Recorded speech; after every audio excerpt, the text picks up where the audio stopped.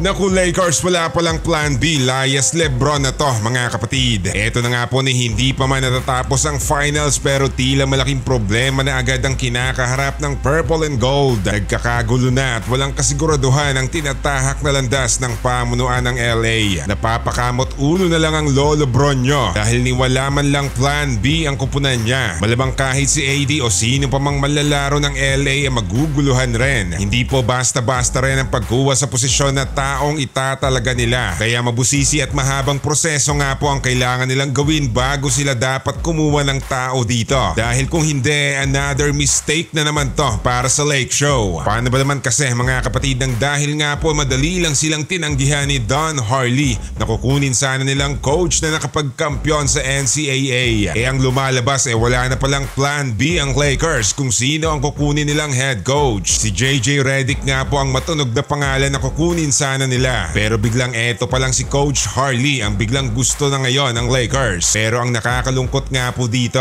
ngayong nalaman nila na aayawan lang pala sila ni Coach Harley, tila napahiya lang pala ang pamunuan At kung babalik nga sila dito kay Redick, baka tumanggi na rin dahil siya nga sana ang choice pero ibang tao pala ang kukunin. Tapos ngayon ngang ayaw sa kanila, tsaka lang babalik sa kanya. So naging second option nga lang si Redick nito Kilalang kaibigan nga rin po ni Lolo Bron si JJ Redick, kaya malamang mas papabor to sa kanya. Ito rin ang pinaka hindi gusto ni Lebron sa Lakers, yung walang konkretong mga plano para sa kanilang team. Medyo mitikuloso rin ang lolo nyo pagdating nga po sa head coach dahil ang gusto niya yung talagang makakasundo niya rin sa loob ng court. Hindi yung hindi na nga uubra rin ang taktika, ganun pa rin ang gagawin o walang versatility. Nagamit na nga rin po dati ni Lebron ang impluensya niya sa Cavaliers nang palitan nga nila ang head coach. Tinatawag pa nga ang coach killer nga po itong si Lebron dahil makailang beses niya nga rin pong nagawa na to. Ginawa niya rin to kay Spoelstra dati, pero nang dahil nga hindi gusto ni Pat Riley na papalit-palit ng coach, hindi nga nangyari ang gusto ni Lebron. Kaya kalaunan nilisan niya rin ang Miami. Ito nga po ang pwedeng mangyari sa Lakers ngayon kapag hindi sila nakakuha ng dekalibreng head coach. Naku, tiyak na hindi to magugustuhan ni Lolo, lalo pat ngayong papatapos na rin ang karera niya at gusto niyang pumunta kung saan kupunang maglalaro si Bronny. Abay, madali nga lang sa kanyang lisanin rin ng LA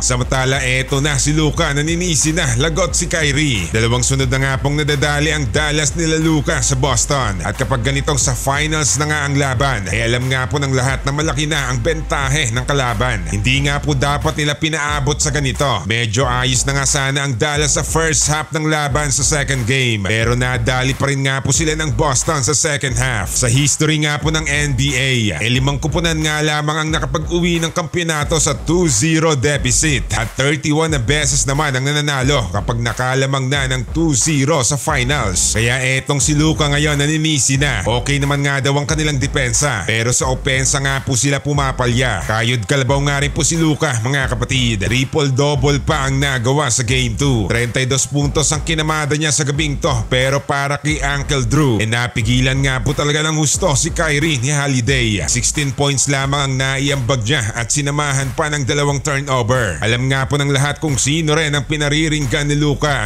Medyo matindi din talaga ang bantay ni Uncle Drew. Talagang alam ni Holiday ang galawan din ni Kyrie. Gayunpaman tila do or die na nga po ang game 3 para sa Dallas. Dapat na nilang siguraduhin na sila ang mag-uuwi ng panalo. Dahil kung hindi, talagang napakaliit na lang nga po ng chance nilang maipanalo pa ang finals. Umaasa ang lahat na magpapasiklab itong si Irving bago nga po sila umuwi matapos ang game 2. Ito nga rin po ang sinabi niya sa mga fans ng Boston na magkikita sila ulit sa game 5. Todo hiyawan nga po ang lahat nito at tila madaming ayaw rin kay Kyrie sa Boston. Tignan na lang natin kung makakabawi pa ang Dallas sa Celtics or baka sweep ang mangyayari sa kanila.